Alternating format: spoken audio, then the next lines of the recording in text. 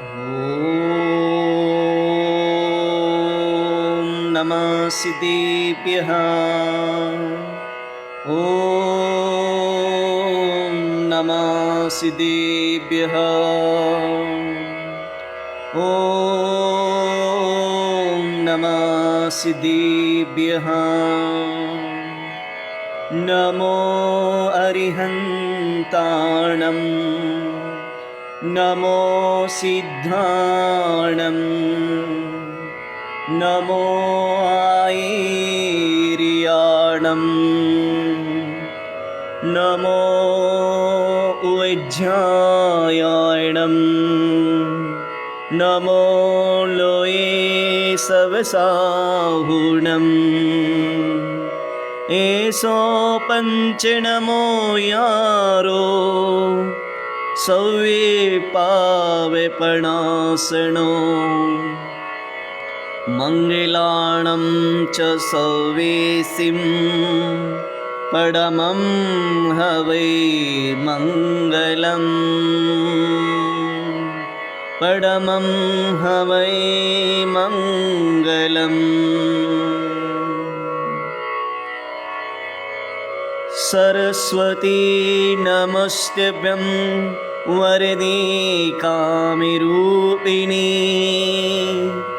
उपदेशारम्भं करिष्यामि सिद्धिर्भवत मे सदा सिद्धिर्भवत मे सदा।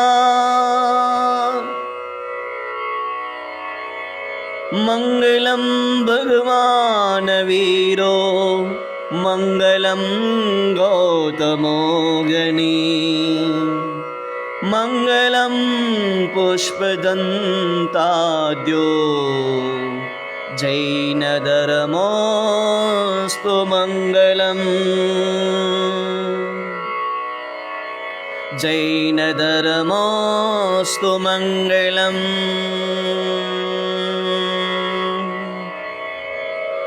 ऋषभदेव से भगवान से लेकर के अंतिम तीर्थंकर भगवान महावीर स्वामी की चरण तक, उनकी चरणों में 24 तीर्थंकर की चरणों में मेरा कोटि कोटि कोटि नमोस्तु नमोस्तु नमोस्तु करते हुए, और जैसे गोमटेश बाहुबली भगवान के चरणों में नमोस्तु करते हुए, और जिसने षटखंडागम ग्रंथ को, आगम को, ऐसे ग्रंथ प्रणेता लिपिबद्ध किए हुए नमोकार मंत्र का लिपिबद्ध करने वाले जैसे आचार्यों को दूसरी शताब्दी में ऐसे आचार्य पुष्पदंत बोधबली जैसे आचार्यों को नमस्ते करते हुए, और अध्यात्म के रस को कैसे उसका अमृतपान करना है, कैसे आत्मा का कल्याण करना है, ऐसे जगत प्रसिद्ध आचार्य, ऐसे कुंद कुंद आचार्य भगवान के चरणों में नमोस्तु करते हुए, और समदभद्र आचार्य जैसे अनेक आचार्य पूर्वाचार्यों को चरणों में नमोस्तु करते हुए, और इस 20वीं शताब्दी में जो मुनियों का मुनि दिगंबर कैसे होते हैं, इस कली काल में ऐसे जगत प्रसिद्ध आचार्य जैसे प्रथमाचार्य चारित्र चक्रवर्ती आचार्य श्री शांति सागर महाराज के चरणों में नमोस्तु करते हुए, और आदि सागर महाराज के तपस्वी महातपस्वी सम्राट जैसे आदि सागर महाराज के चरणों में नमोस्तु करते हुए, और महावीर कीर्ति महाराज के चरणों में नमोस्तु करते हुए, और आचार्य श्री विमल सागर महाराज के चरणों में नमोस्तु करते हुए, आचार्य श्री तपस्वी सम्राट श्री सन्मति सागर महाराज के चरणों में नमोस्तु करते हुए, और आचार्य गुरुदेव कुंतु सागर महाराज जैसे, आचार्य पुष्पदंत सागर महाराज जैसे, आचार्य गुणधर नंदी महाराज चरणों में, जैसे पुष्पगिरी में विराजमान रहने वाले आचार्य श्री गणाधिपति आचार्य श्री पुष्पदंत चरणों में नमोस्तु करते हुए अपनी और 3 कम 9 करोड़ मुनि महाराज के चरणों में नमोस्तु करते हुए अपनी बातों को प्रारंभ करता हूँ। हे प्रिय बंधु, आप ध्यान से सुनिए वसुबुति और दया मित्र की कहानी को, कथा को। कथा सुनने से ही अपना जीवन को कल्याण कर सकते हैं। पहले से कहते हैं अगर आत्म कल्याण करना है तो 4 अनुयोग बताए हैं, आगम बताए हैं। आगम 4 प्रकार की होती है। आगम के शब्द होता है, आगम का 3 अक्षर है, आ गम म। आ का होता है आत यानी आप्त, आप्त यानी भगवान। ग का होता है गणधर, म का होता है मुनि। जो आत्म कल्याण करने के लिए जो आप्त जो कहा है उसको गणधर ने गूंथा और उसको गणधर परमेश्वर ने कहा और मुनि श्री ने लिखा है, उसका नाम आगम होता है। आगम 4 प्रकार की होती है, प्रथमानुयोग, करणानुयोग, चरणानुयोग और द्रव्यानुयोग होता है। आगम में 4 प्रकार की जो अगर भल को यानी सहनशीलता सीखना है, सहनशीलता को करना है तो वहाँ पर हम सबसे पहले ग्रंथ को अध्ययन करना चाहिए। आगम में अनुयोग में कौन सा पहला प्रथम है, प्रथमानुयोग है, उसमें चरित्र आता है, कथा आती है, 63 सलाह पुरुषों का कहानी आती है। ऐसा उसको पढ़ने के बाद उसको ग्रहण कर लेता है, वो आगे नेम पालन करते करते आगे बढ़ करके अपना जीवन को कल्याण कर लेता है। उसमें लिखा रहता है। करणानुयोग का मतलब होता है ये कैसे कर्मों को निर्जरा करना, कैसे उदय आता है, कैसे चले होता है, कि कौन सा समास कौन से गुणस्थान के बारे में समझना है, करणानुयोग है। और चरणानुयोग समझाते हैं कैसे चलना, कैसे बैठना, कैसे बात करना, डिसिप्लिन सिखाता है, चर्या की बात सुनाती है, ये चरणानुयोग कहते हैं। और द्रव्यानुयोग होता है वेद विज्ञान है, आत्मा अलग है, शरीर अलग है, कर्म अलग है। ये वेद विज्ञान जड़ पदार्थ को छुड़वाना और ये समझाते हैं, द्रव्यानुयोग कहते हैं, गणित का भेद करवाते हैं। ऐसे 4 अनुयोग में करना चाहिए, अध्ययन करना चाहिए। तो मान बंधु, यहाँ पर हम सबसे पहले हम प्रथमानुयोग से ये दया मित्र का और ये वसुबुति का कहानी सुना रहे हैं। जो भव्य जीव लोग सुनते हैं, वो सुनने के बाद उस आचरण में लाते हैं, उसका निश्चित ही अपना कल्याण को कर लेते हैं। तो मान बंधु, ऐसी ही आचार्य कहते हैं, पूज्यपाद स्वामी जी पद्मनिषिति ग्रंथ में लिखते हैं, तत्प्रति प्रीति चित्तेन येन वार्तापि श्रुता निश्चित भवेद भव्य भाव निर्वाण वाचनम। जो जिनेन्द्र भगवान की वाणी को और संतों की वाणी को, जो जिनवाणी को तो श्रद्धापूर्वक सुन लेता है, प्रीतिपूर्वक सुन लेता है, आस्थापूर्वक सुन लेता है, मनयोग से सुन लेता है, ध्यानपूर्वक सुन लेता है, वो भव्य जीव है। और सुनने के बाद अगर आचरण में लाता है, उनकी चरण में देवी देवता भी नतमस्तक हो जाते हैं और निर्वाण को प्राप्त कर लेता है। महान बंधु, आपसे मैं एक ही विनंती करता हूँ, गुजारिश करता हूँ, अनुरोध करता हूँ, जहाँ मेरी बात सुन रहे होंगे, आप सुन रहे होंगे, लेकिन मनयोग से सुन लेना। अरे 1-आधा घंटा सुन लेना, जिनवाणी को सुन लेना, आपका जीवन कल्याण हो जाएगा। चलिए आइए हम उस दया मित्र सेठ की और वसुबुति का क्या कहना चाह रहे हैं, एक इशारा कर रहे हैं। जो धर्म से बात चल रही, धर्म और अधर्म की बात चल रही है, एक मिथ्या का एक सम्यक्त की बात हो रही है।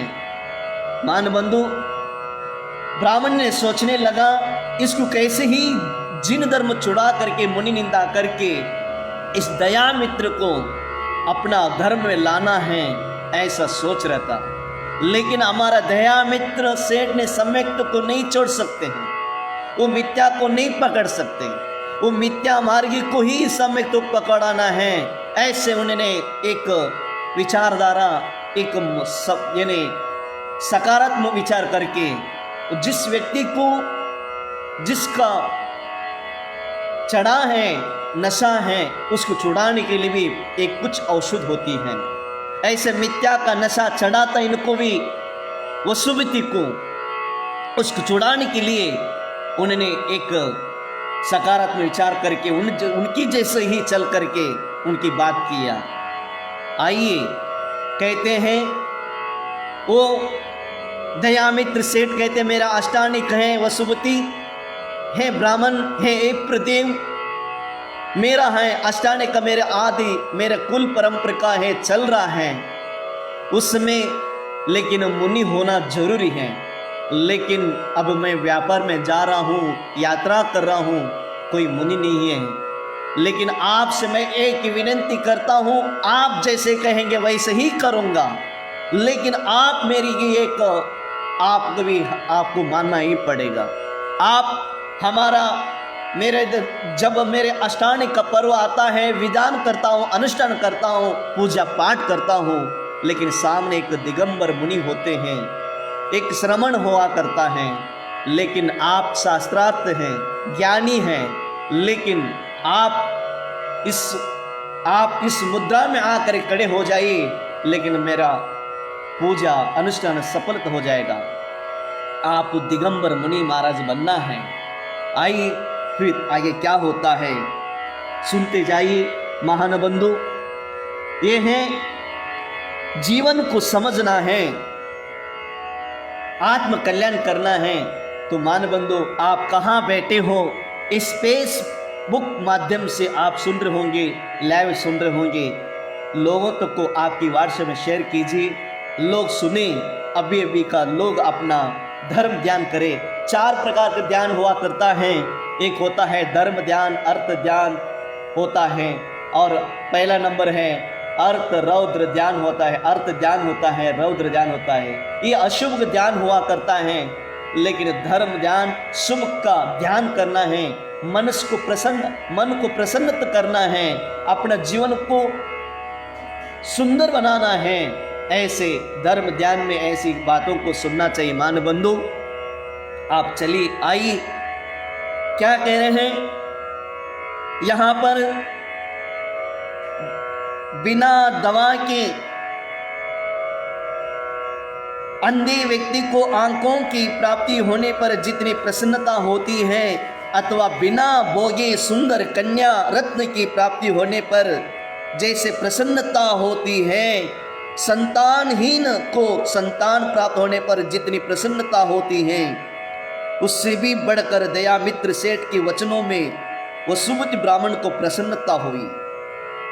वह सोचने लगा, आज पुण्य उदय से मैं रत्नारस की समूह में आ गया हूँ, विपुल संपत्ति का स्वामी होने वाला हूँ, दयामित्र की सेठ के पास अपार धनराशि है, यही मुझे यथेच्छ धन दान देने में अनाकानी क्यों करेगा।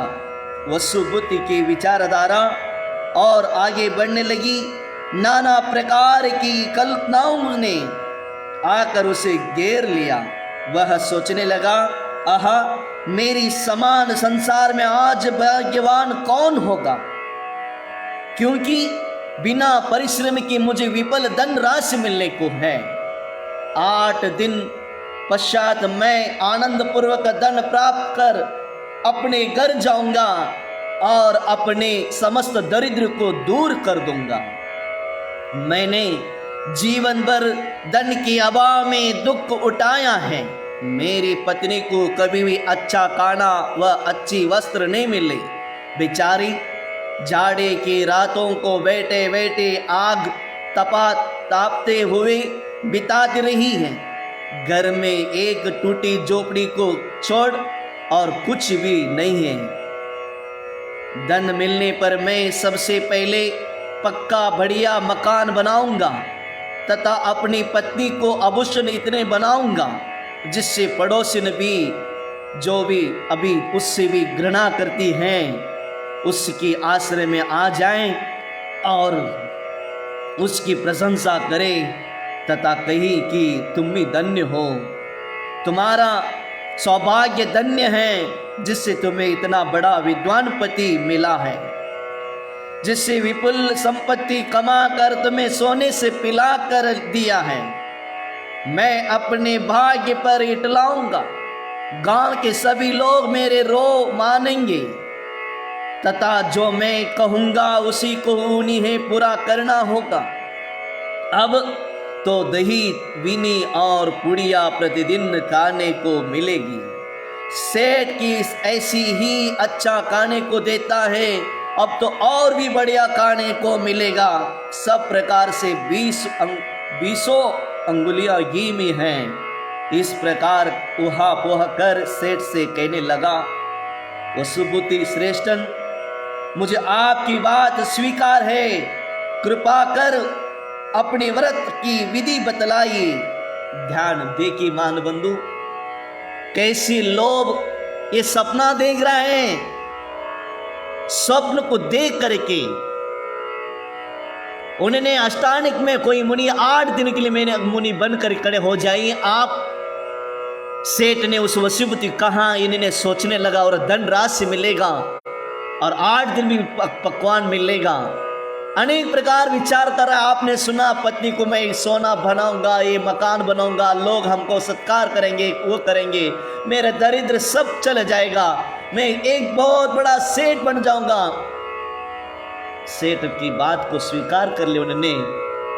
8 दिन के लिए दिगंबर मुनि बनने के लिए तैयार हो रहा है वो सुबती ब्राह्मण। क्यों? अपना दरिद्र को छुड़ाने के लिए। आगे क्या होता सुनते जाइए, मन खुश होकर के सुनते जाइए मान बंधु। वसुबुद्धि ने श्रेष्ठ, मुझे आपकी बातों को स्वीकार है, कृपा कर अपने व्रतों की विधि बतलाइए।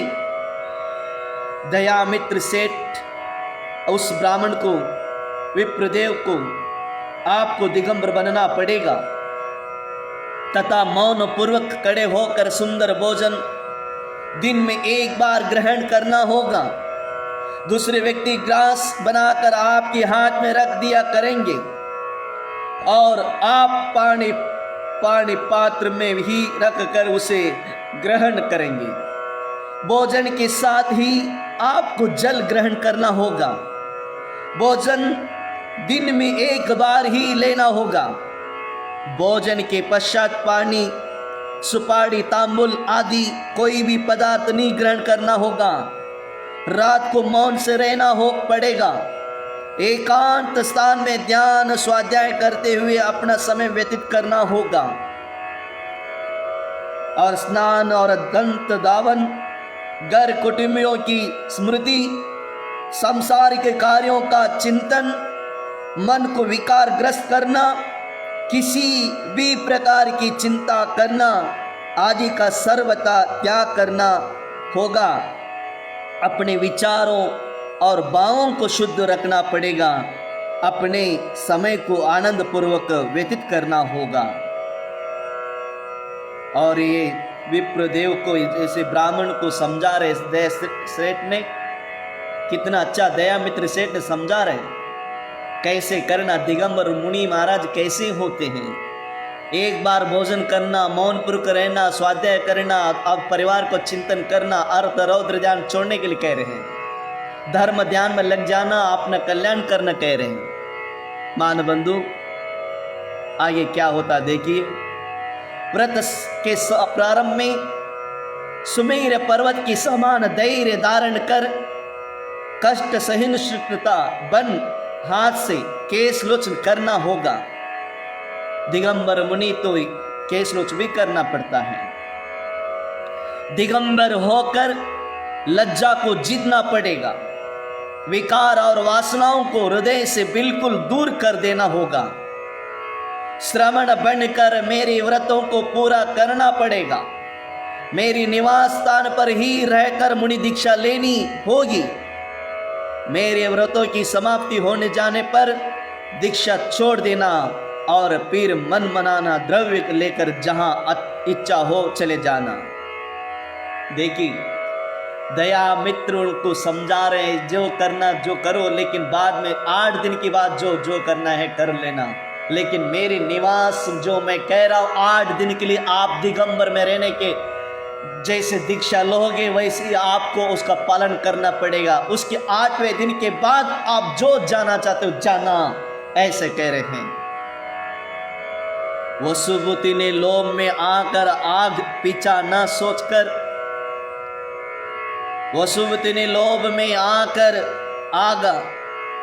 आग पीछा न सोचकर हाँ कर दी और सेठ के वचनों को अक्षरश स्वीकार कर लिया। वसुबुति अपने आप सोचने लगा कि मैं तो घर से बहुत दूर आ गया हूं, या कोई मुझे नंगा देखकर हंसने वाला नहीं है। ऐसा सोचने लगा उन्होंने, या कोई मुझे नंगा देख हंसने वाला नहीं है। नंगा होने में रखा ही क्या है, पशु पक्षी तो सदा ही नग्न रहते हैं। बालों को लोचन कर दूंगा पुनः आ जाएंगे। यद्यपि केश लोचन के समय कुछ कष्ट होगा, पर आगे की उन्नति का विचार कर उसे सहना पड़ेगा।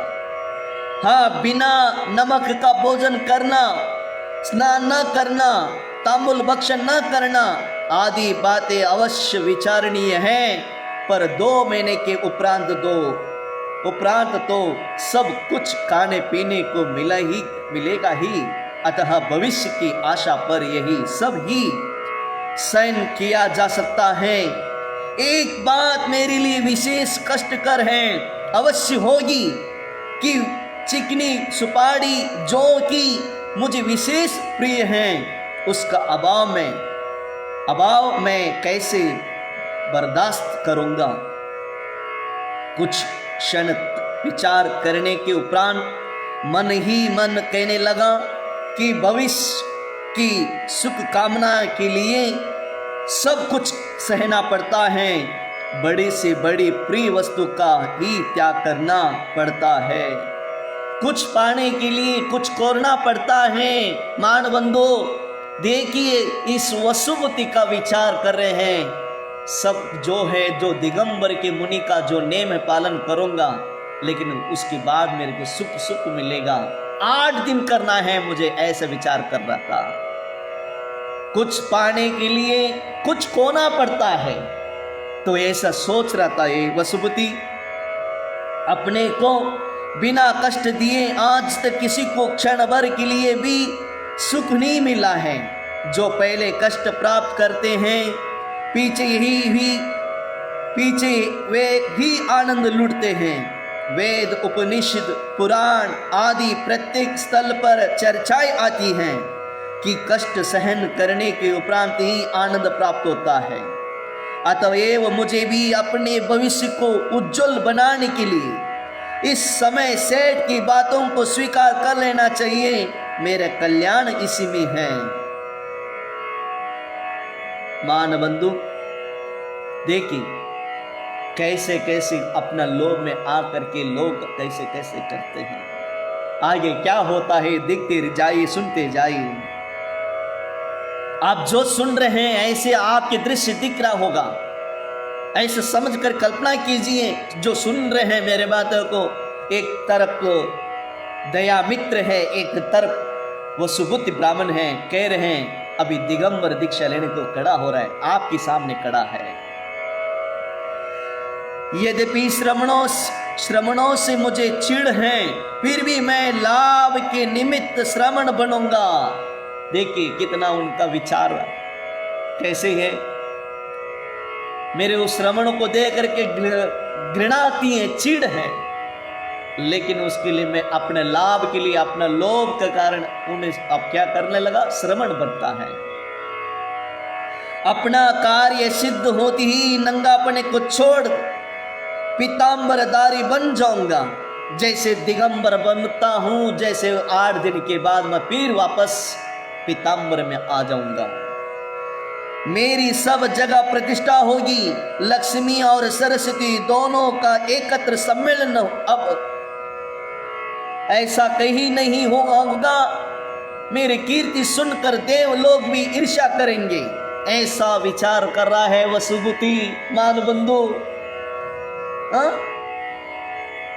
जब तक ध्यान रखना, टायर के अंदर कहीं भी हवा भरी है तो गाड़ी दौड़ते जाता है। कहीं भी सुई पत्थर कांटा चुभ जाए लेकिन टायर की पंचर भी पुस हो जाता है। क्योंकि ऐसा ही इस वसुबुद्धि के अंदर कामना का, विकार का, आकांक्षा का, लोभ का हवा भरी है।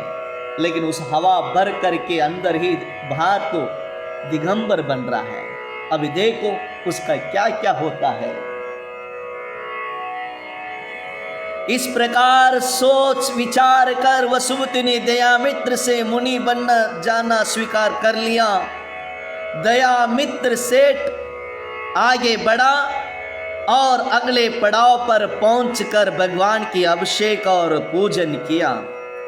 पूर्व निश्चय के अनुसार वसुबूति ब्राह्मण को उच्चासन देकर पूर्व दिशा की ओर मुंह कर बैठाया। दयामित्र सेठ उसके केशों का लोंचन करने लगा। 2-4 बाल उखाड़ गए थे कि वह चिल्लाने लगा और मरा मरा कहकर रोने लगा। उसकी हाय हाय मारा मरा की आवाज सुनकर सेठ ने कहा, महाराज अब दक्षिणा नहीं मिलेंगी। फिर भी आपसे पहले ही तय किया जा चुका है कि व्रत समाप्ति पर्यंत आपको श्रमण बना रहना होगा तथा पूर्व प्रतिज्ञा के अनुसार सारी क्रियाओं को पालन करना पड़ेगा। फिर सेठ की बात सुनकर के उनके अंदर फिर दृढ़ता आ जाती है। दयामित्र के इन वचनों ने वसुमती को विचलित कर दिया। वह अपना सोचने लगा, हाय हाय मैंने आती हुई लक्ष्मी को लात मार दी। मैं क्यों चिल्लाया, हाय मेरा भाग्य ही फूट गया। इस प्रकार पछताते हुए उसने सेठ से कहा, हाँ सेठ जी, मैं प्रसन्नतापूर्वक सब कुछ सहने को तैयार हूं। मैं अपने वचनों को पालन करूंगा। इतना कहकर चुप हो गया और भीतर ही भीतर बाल उखाड़ने का कष्ट को सहने लगा। अत्याधिक पीड़ा होने के कारण उसकी दांत कटकटाने लगी। दांतों की बिच्छी मर गई। आंखों से आंसू आने लगे। सीसी का और आहा करता हुआ भीतर ही भीतर सिसकियां भरने लगा। सिर को हाथ से टटोलने लगा। जैसे घोड़े के ऊपर बैठकर भेड़ कांपती है, मुर्दे को देखकर जैसी डरपोक मृत्यु के डर से कांपता है। बरसात में पानी न बरसने से जैसे कृषक दुख से कांपते हैं, साक्षी के बिना मुकदमा दायर करने वाला कांपता है।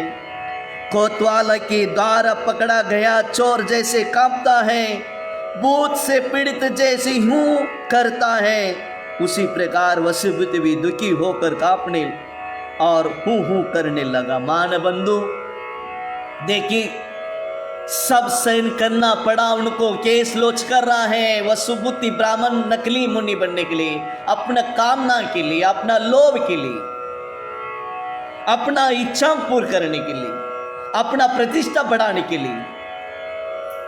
और सब जैसे जैसे आपने सुना,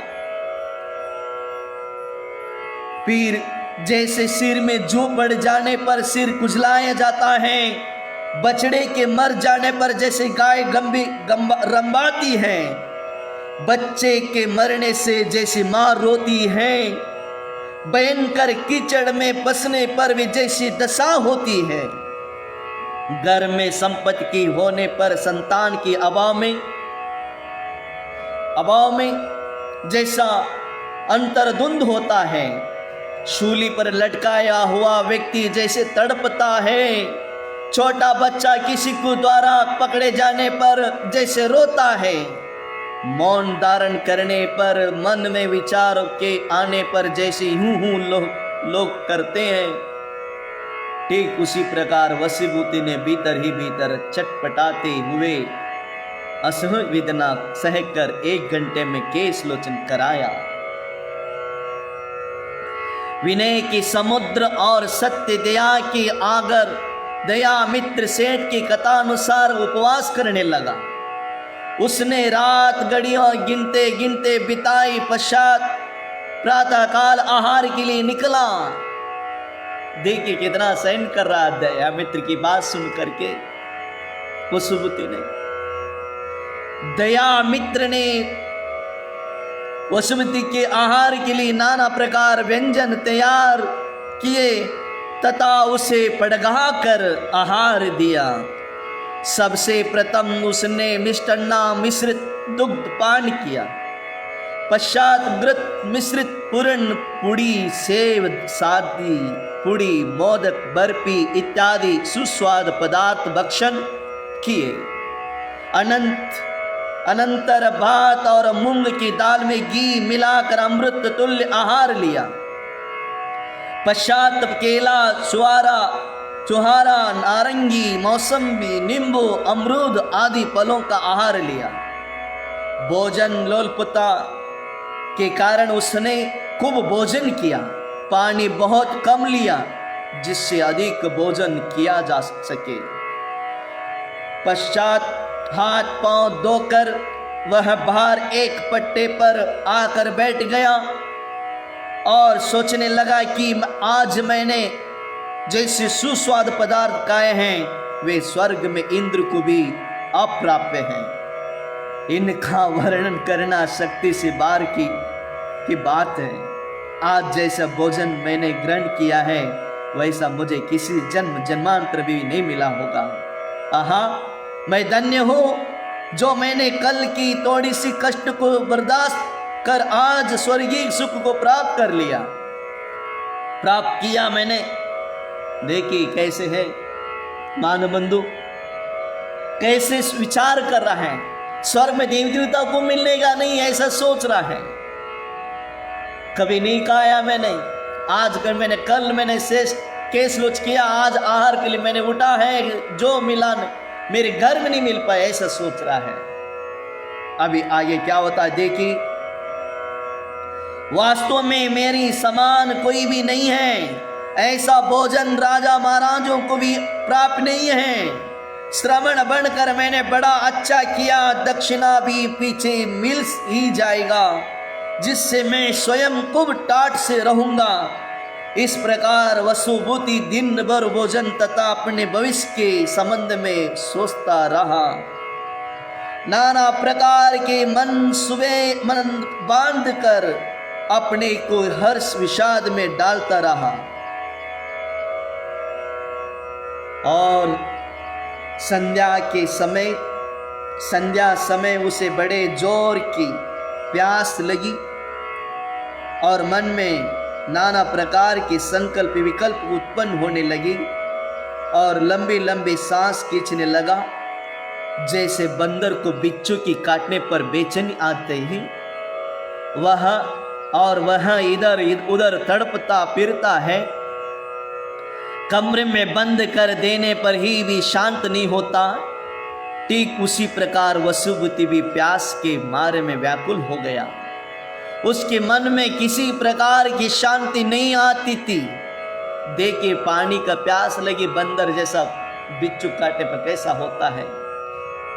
रात को उसकी पिपासा और भी बड़ी, वह व्याकुल होकर जमीन चाटने लगा और सोचने लगा कि यदि तालाब पास में हो तो पानी पीने के लिए जाना चाहिए। जैसे वायु की तीव्र झोंके से वृक्ष कांपता है उसी प्रकार वसुभूति बेचैन होकर चटपटाने लगा।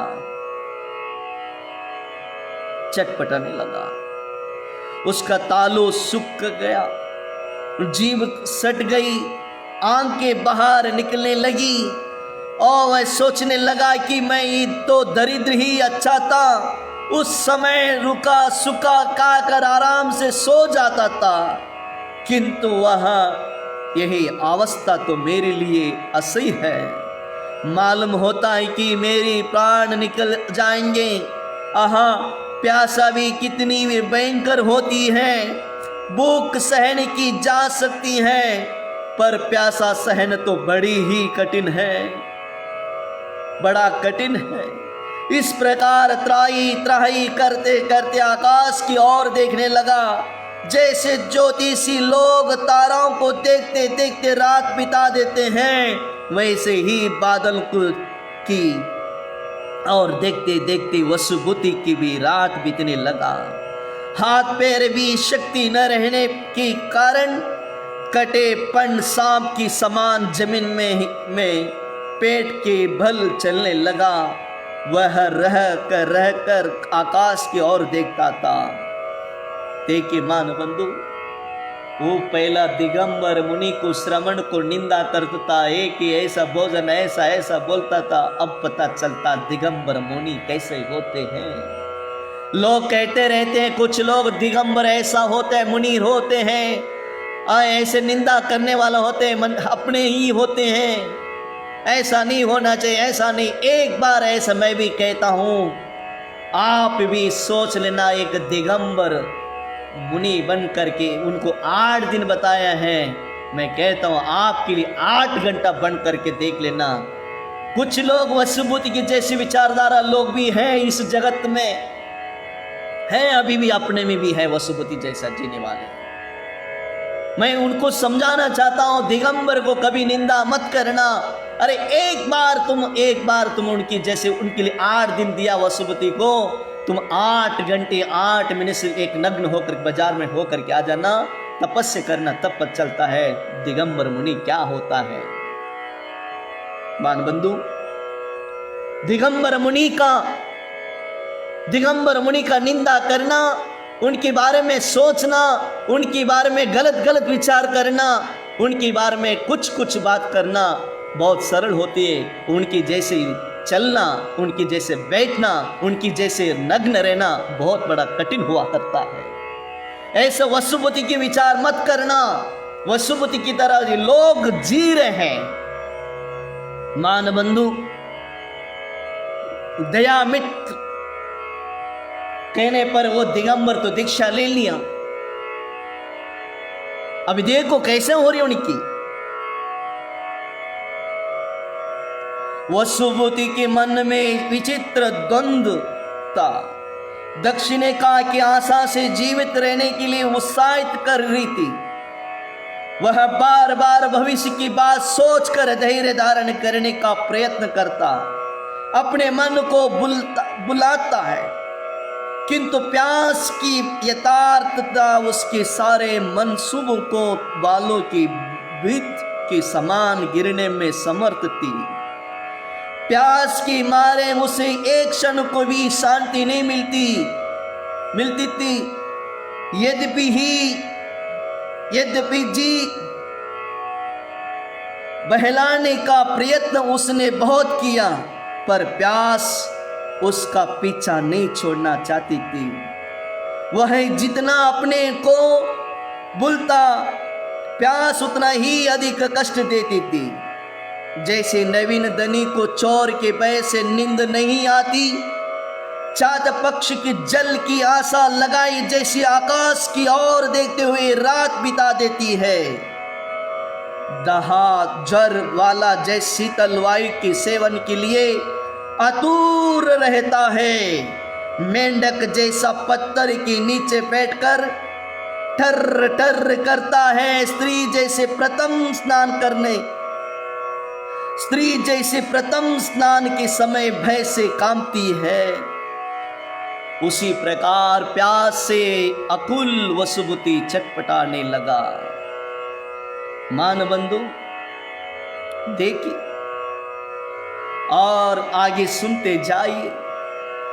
छिपकली जैसे दीवार पर चढ़ने का उपक्रम करती है अथवा लात जैसे टेढ़ी होकर दीवार पर चढ़ती है, उसी प्रकार वसुबुद्धि प्यास से व्याकुल होकर दीवार पर चढ़ने लगा। कुटनी स्त्री जैसी व्यभिचार रत रहने पर किसी व्यक्ति के आने पर भागती है।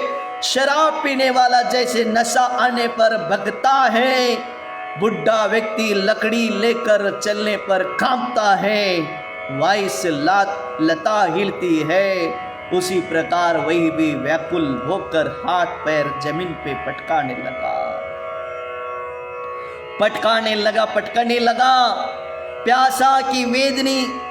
प्यास की वेदना की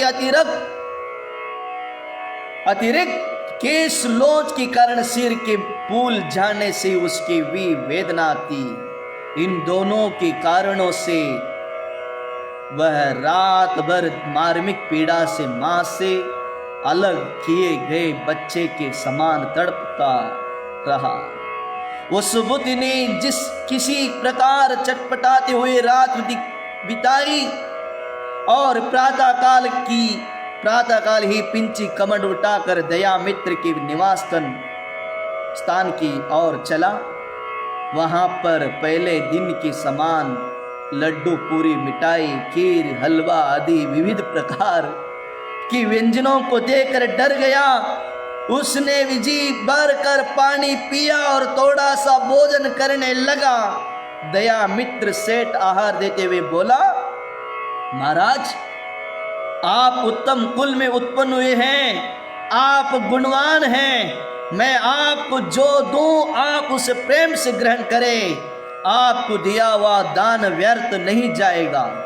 आप सज्जन हैं, मौन से मेरा दिया हुआ है आहार ग्रहण करें।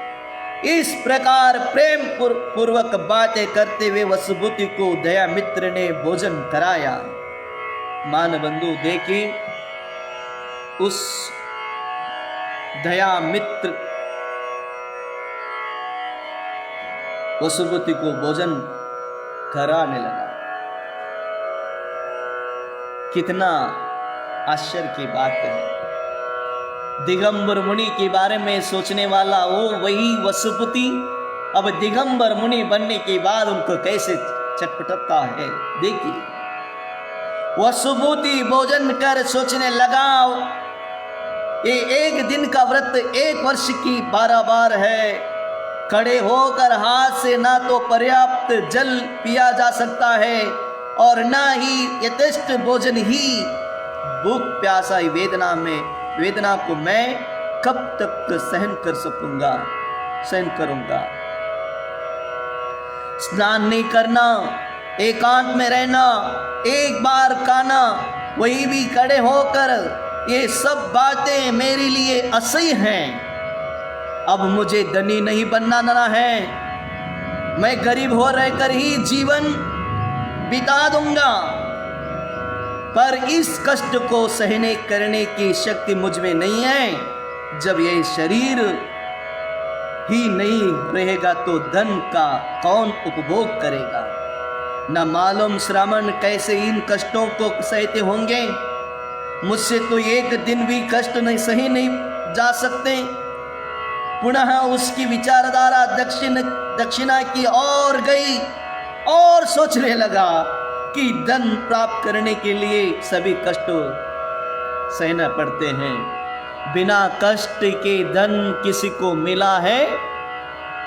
अधिक क्या लोग जान देकर धन प्राप्त करते हैं। मुझे तो बढ़िया खाना मिल रहा है, आदर सत्कार भी मेरा खूब हो रहा है, और कुछ कष्ट सहकर यदि धन मिल जाए तो कोई बात नहीं है। मुझे धैर्य नहीं छोड़ना चाहिए। कुछ दिनों की बात है 8 दिन के बाद तो व्रत समाप्त हो जाएगा। फिर तो मेरी मजे ही मजे हैं। मेरी समान कोई भी नहीं हो सकता है। मेरी संपत्ति बड़ा भाग्य से मिलती है। मुझे तो इसके लिए कुछ विशेष श्रम नहीं करना पड़ रहा है। अनायास ही संपत्ति मिल रही है, धन कुबेर है। दया मित्र मुझे भाग्य से ही मिला है तथा इस व्रत को करने का सौभाग्य भी मुझे पुण्योदय से ही प्राप्त हुआ है। व्रत मार्ग की घटना तो विचार कर पुनः सहम गया। नीति भी है कि स्वच्छंद रूप से देखी मान बंधु। फिर उन्हें अकुलता हो रही थी, उनका कष्ट हो रहा था, फिर सहन करना पड़ा। क्यों? लोभ है, धन के पीछे उसका दृष्टि था। उनका गरीब को हटाना तो चाहता था, और नकली मुनि बन करके उसमें अपने आप को धन्य मान रहा था। कह रहे हैं, स्वच्छंद रूप से तालाब में स्नान करने वाला, मन मना स्वतंत्र रूप से भोजन करने वाला, स्वेच्छा पूर्वक विहार करने वाला किस प्रकार एकांत स्थान में व्रतों में लीन होकर स्थिर रह सकता है। ऐसा व्यक्ति को व्रत अच्छी नहीं लगा सकते हैं, पर लोभ से मनुष्य बड़े बड़े कष्टों को भी सह कर सकते हैं, सह सकता है।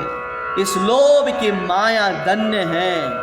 इस संसार में सबसे बड़ा पाप लोभी है। वसुभूति शरीर की देखी, वसुभूति का शरीर भी दिगंबर दीक्षा से स्नान न करने, भोजन कड़े होकर एक बार करने, प्यास का दुख सहने, नग्न रहने आदि कारण अत्यंत तृष हो गया, वह सूख कर कांटा हो गया।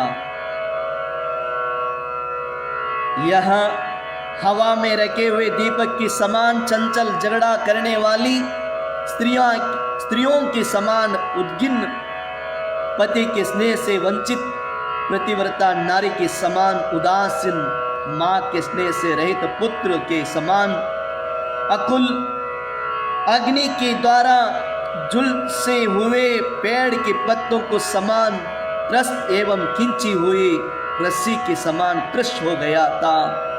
व्रत की कठिन साधना से उब कर एक दिन पशुपति दयामित्र से कहने लगा, और आगे क्या होता है मान बंधु, फिर क्या कहता है, फिर आपसे कल फिर 8:30 बजे कहूँगा, फिर मिलेंगे मान बंधु। आगे क्या होता है आप सुनते जाइए। इतना कहते हुए मेरी बात को विराम देता हूँ, कल फिर मिलेंगे आपसे। ओम नमः, सबको क्षमा, सबसे क्षमा। ओम नमः, सबको मंगलमय आशीर्वाद, मंगलमय, आपका जीवन मंगलमय हो, आपके जीवन में खुशी हो, सबको आशीर्वाद मंगलमय। ओम नमः, सबको क्षमा। ओम नमः।